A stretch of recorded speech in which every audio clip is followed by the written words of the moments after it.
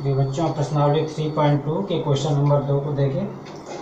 अनुपातों A1/A2, B1/B2 और C1/C2 की तुलना कर ज्ञात कीजिए कि निम्न समीकरण युग्म द्वारा निरूपित रेखाएं एक बिंदु पर प्रतिच्छेद करती हैं,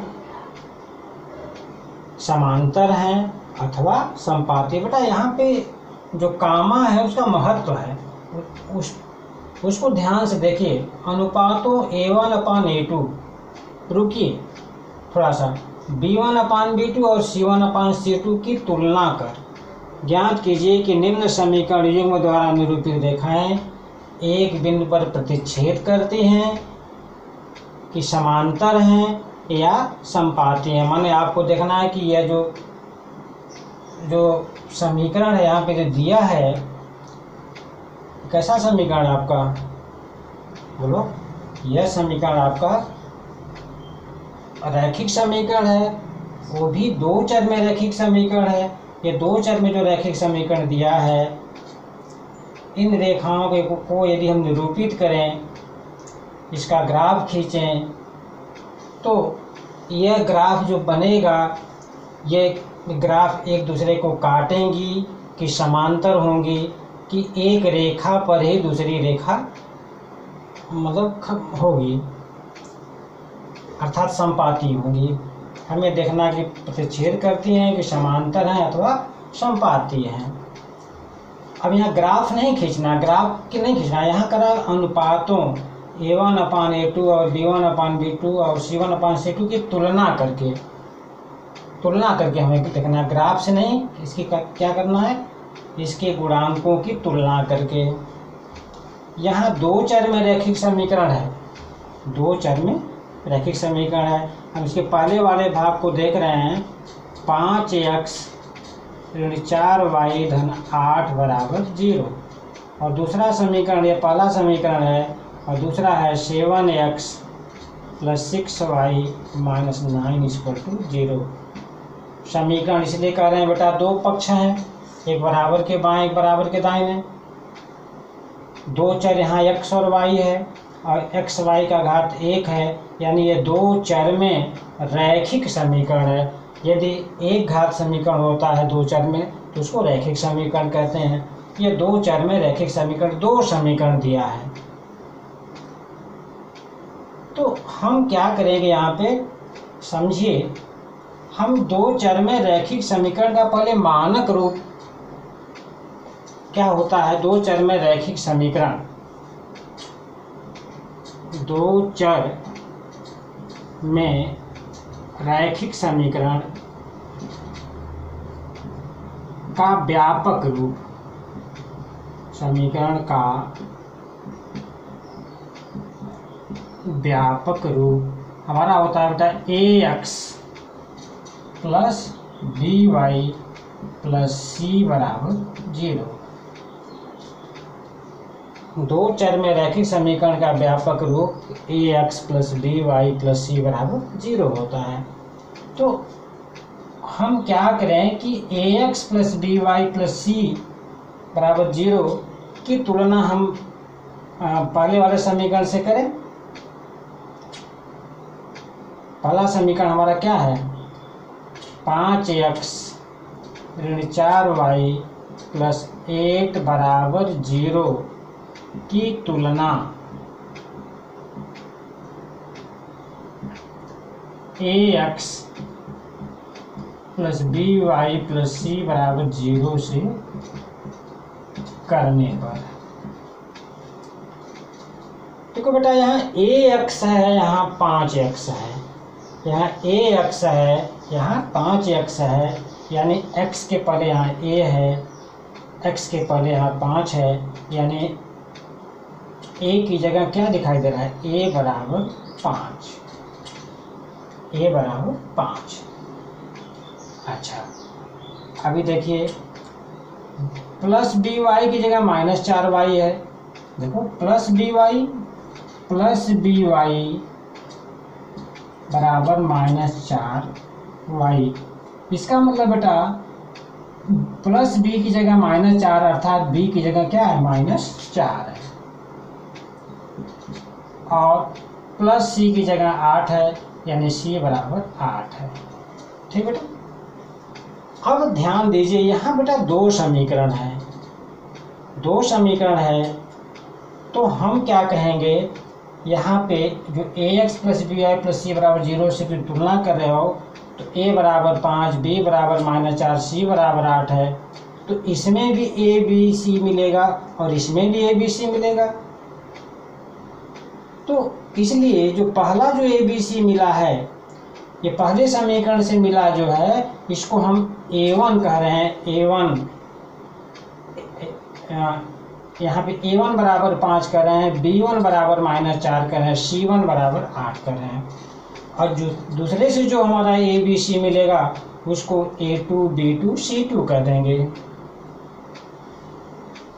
क्यों कर रहे हैं? क्योंकि दो समीकरण है, तो यहाँ से भी a b c मिलेगा, यहाँ से भी a b c मिलेगा, तो कंफ्यूजन पैदा होगा बेटा। इसलिए समीकरण 1 से जो a b c का मान प्राप्त हो रहा है उसको हम a1 b1 c1 लिख दिए। इसी तरह से इसी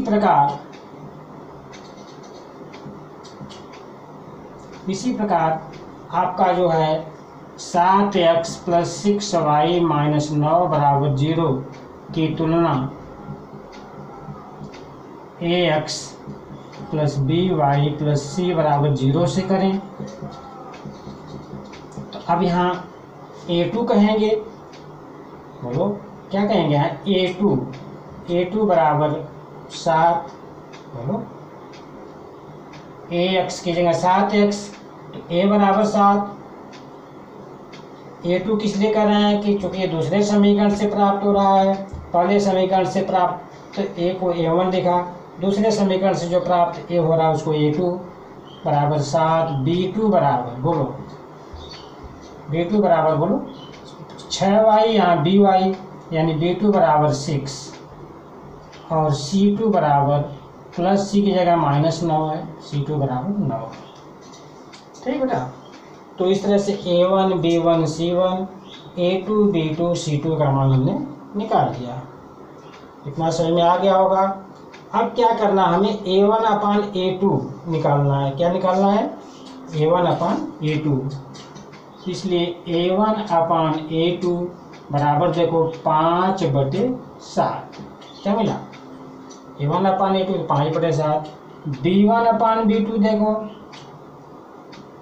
तो क्या मिलेगा, -4/6। इसको हम चाहें तो काट भी सकते हैं, नहीं काटेंगे तो भी कोई दिक्कत नहीं है। c1 अपान c2 ये बेटा 8/-9। ठीक। a1 upon a2 b1 upon b2 c1 अपान c2 निकाला। ठीक। अब जरा देखो a1 अपान a2 और b1 अपान b2 को देखो। a1 अपान a2 और b1 अपान b2 यह बराबर नहीं है। a1 अपान a2 5/7 आया, b1 अपान b2 -4/6 आया। तो लिखेंगे चूंकि a1 upon a2 is not equal to b1 upon b2। यदि ऐसा नहीं है, यदि a1 upon a2 b1 upon b2 बराबर नहीं है, तो निश्चित रूप से यह दोनों रेखाएं एक दूसरे को क्या होंगी बेटा, काटेंगी। a1 upon a2 is not equal to b1 upon b2, इसलिए रेखाएं क्या होंगी, रेखाएं प्रतिच्छेदी होंगी,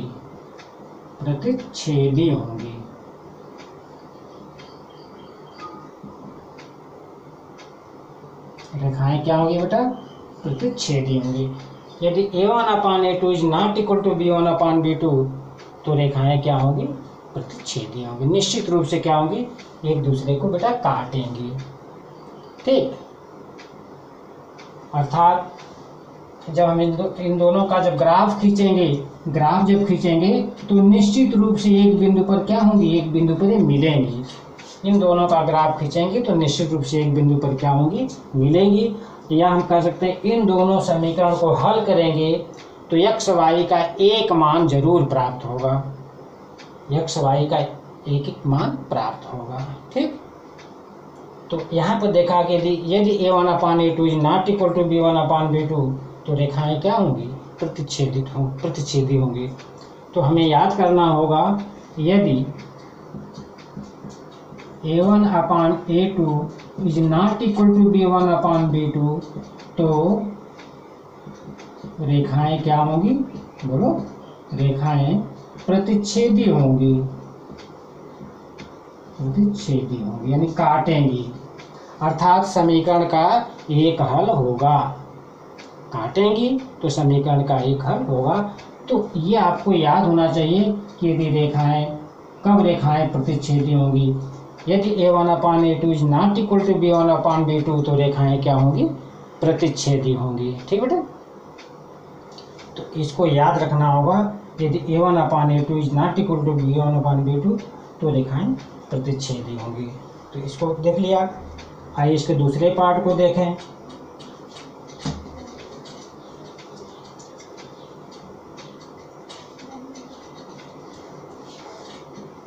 दूसरा आपका है 9x + 3y + 12 बराबर 0, 18x + 6y + 24 बराबर 0।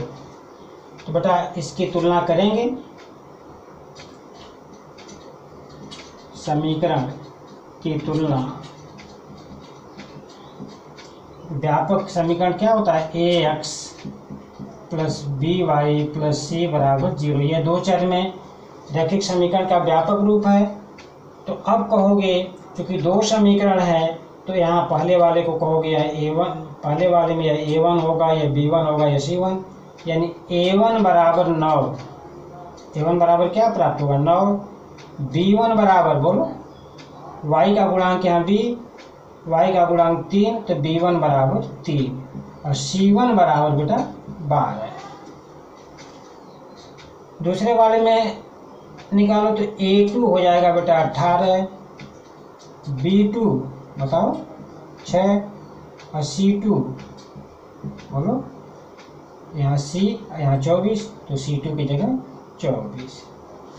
अब A1/A2 देखें। A1/A2 ये बेटा देखो 9/18 काट दिया 1/2। ठीक, B1/B2 देखो केवल 3/6 काट दिया 1/2। C1/C2 यहाँ 12/24, 12 का 12, 12/24, यानी A1/A2 का मान भी 1/2 आया, B1/B2 का मान भी 1/2 आया, C1/C2 का मान भी 1/2 आया। तो चूंकि A1/A2 equal to B1/B2 equal to C1/C2, अगर ऐसा है बेटा तो रेखाएं क्या होंगी? समपाती होंगी। क्या होंगी? इसलिए रेखाएं क्या होंगी? समपाती होंगी। तो यह ध्यान देना होगा कि ये नंबर 2 में कि यदि A1/A2 equal to B1/B2 equal to C1/C2 तो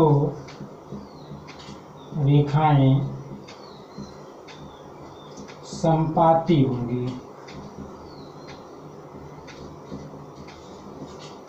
अच्छा, इसका मतलब नहीं समझोगे। समपाती का मतलब क्या हुआ? समपाती का मतलब बेटा, इसका मतलब हुआ कि यह रेखा जब 9x + 3y + 12 बराबर 0 का हम ग्राफ खींचें, 18x + 6y + 24 का ग्राफ बराबर 0 ग्राफ खींचें, तो ग्राफ जब खींचेंगे तो दोनों रेखाएं एक ही होंगी। एक जैसे यह रेखा अगर ये आपका यह है 9x + 3y + 12 बराबर 0, तो यही रेखा आपकी दूसरी वाली भी रेखा होगी, यानी एक रेखा पर दूसरी रेखा चढ़ी होगी, या कहोगे दोनों रेखाएं एक ही होंगी।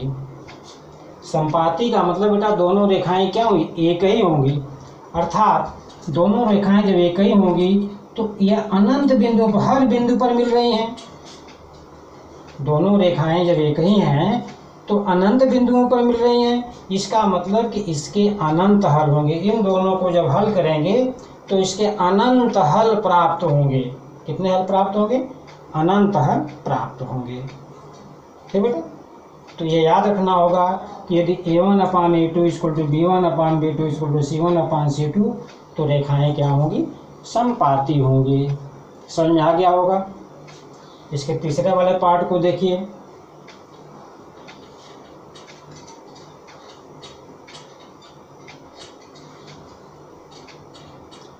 तीसरा वाला पार्ट है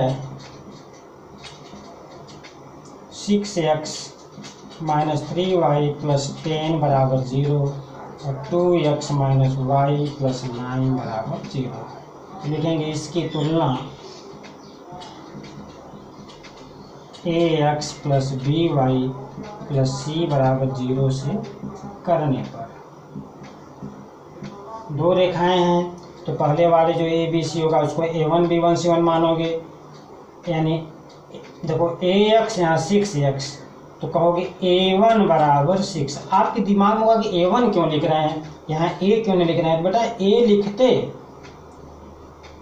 ये तो है ही, लेकिन चूंकि यहाँ दो समीकरण है इसलिए पहले वाले में जो a मिल रहा है उसको a1 लिखा, पहले वाले में जो b मिल रहा है उसको b1 लिखेंगे। by = -3y है, यानी b = -3 है, लेकिन इसको हम लिखेंगे b1। और देखो प्लस c की जगह 10 है, यानी c1 = 10। c की जगह 10 है, लेकिन पहले वाला समीकरण से में जो c प्राप्त होगा उसको c1 लिखेंगे बराबर 10। चलो दूसरे में बताओ a2 बराबर, बताओ बेटा 2, b2 बराबर, देखो यहाँ पे प्लस by माइनस यहाँ 1y, यानी प्लस b की जगह -1 है, यानी b बराबर क्या -1 है, उसको हम लिखेंगे b2 बराबर -1। c2 देखो, c2 हमारा है, बोलो c की जगह 9 है बेटा, प्लस c बराबर 9, यानी c बराबर 9 है, क्योंकि दूसरे समीकरण से है तो c2 बराबर 9। समझ में आ गया। अब a1/a2 निकालना है, b1/b2 c1/c2। a1/a2 तो देखो 6/2, 2 इकाई 2, 2 3 6 कट गया, 3/1 आ गया। b1/b2 तो ये हुआ बेटा -3/-1, माइनस माइनस कैंसिल, यह भी क्या आ गया 3/1। देखो यह भी 3/1 आया, यह भी 3/1 आया। c1/c2 यह हुआ बेटा 10/9।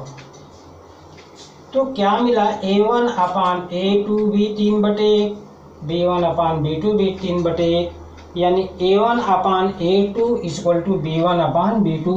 तो ये याद रखना होगा नंबर 3, यदि a1/a2 = b1/b2, a1/a2 और b1/b2 क्या हो, बराबर हो।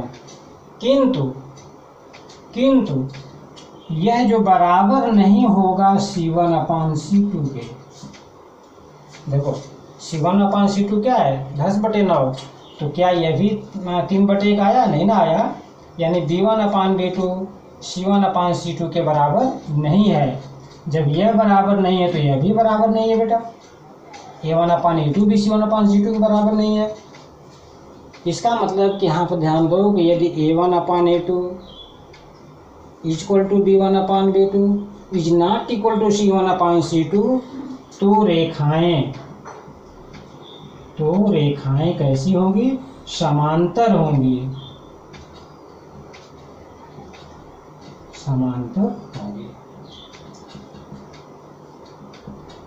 तो ये चीज बेटा याद रखना होगा। देखो यदि a1/a2 ≠ b1/b2 तो रेखाएं प्रतिच्छेदी होंगी, अर्थात दोनों समीकरण को जब हल करेंगे तो x y के एक मान प्राप्त होंगे। यदि a1/a2 = b1/b2 = c1/c2 तो रेखाएं समपाती होंगी, अर्थात उसको हल करेंगे तो एक्स वाई के अनंत मान प्राप्त होंगे। नंबर 3, यदि a1/a2 equal to b1/b2 is not equal to c1/c2 तो रेखाएं समांतर होंगी। और समांतर होने का मतलब बेटा समीकरण का कोई भी हल नहीं होगा, अर्थात दोनों रेखाएं कभी मिलेंगी नहीं। जब उसका ग्राफ खींचोगे तो कभी नहीं मिलेंगी, अर्थात समीकरण का कोई हल नहीं होगा। ठीक, तो यहाँ लिखेंगे चूँकि a1/a2 equal to b1/b2 is not equal to c1/c2, यानी b1/b2 c1/c2 के बराबर नहीं है, इसलिए रेखाएं समांतर होंगी। क्या होंगी? समांतर होंगी। समांतर होंगी बेटा, इसका मतलब कि इन दोनों समीकरण को जब हल करेंगे तो एक्स वाई का कोई भी मान प्राप्त नहीं होगा, अर्थात ये दोनों रेखाएं कभी भी एक दूसरे को काटेंगी नहीं। ठीक बेटा, तो इस तरह से क्वेश्चन नंबर 2 के तीनों पार्ट आपने देखा। आज इतना ही बेटा, धन्यवाद।